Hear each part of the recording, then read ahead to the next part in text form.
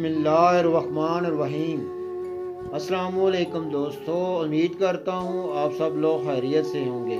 बादशाह हाथी पर सवार किसी बाग के करीब से गुजर रहा था। बादशाह ने देखा कि वो शख्स खासा सन रसीदा और अपनी तबई उम्र को पहुँच चुका है। बादशाह ने कहा, ए बूढ़े, तू जिन दरख्तों का ख्याल रख रहा है, क्या तुझे उन दरख्तों का फल खाने की उम्मीद भी है? बूढ़े ने कहा, बादशाह सलामत, हमारे पहले लोगों ने ज़राअत की, अपने जीते जी अनाज पाया और उसे पका कर खाया, फिर बागात ज़मीन को उस काबिल बनाया कि वो बीज को अपने अंदर दूर, लेकिन अब मैं अपने बाद आने वाले लोगों के लिए मेहनत कर रहा हूँ ताकि वो नफ़ा हासिल करें।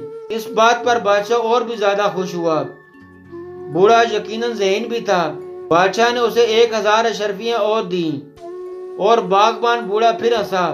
बादशाह ने पूछा, अब क्यों हंसे हो? वो बोला, काश्तकार पूरा साल गुजरने के बाद एक दफा फायदा उठाता है।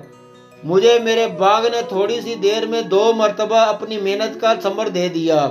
बादशाह इस जवाब पर और भी ज्यादा खुश हुआ और उसकी तारीफ करते हुए 1000 अशरफियाँ मजीद दी और सिपाहियों को आगे बढ़ने का हुक्म दे दिया। सबक: जिंदगी में कोई काम सिर्फ अपनी मफाद और नफा की गरज से नहीं करना चाहिए, बल्कि नेक नीति के साथ दूसरों की भलाई के लिए अगरचे वक्त निकाल कर कोई काम करना पड़े तो जरूर करना चाहिए। मेहनत का फल जरूर मिलता है और अक्सर हमारी तवक्को से बढ़कर और आन की आन में कुदरत हम पर मेहरबान हो सकती है। माशाअल्लाह, सुभान अल्लाह।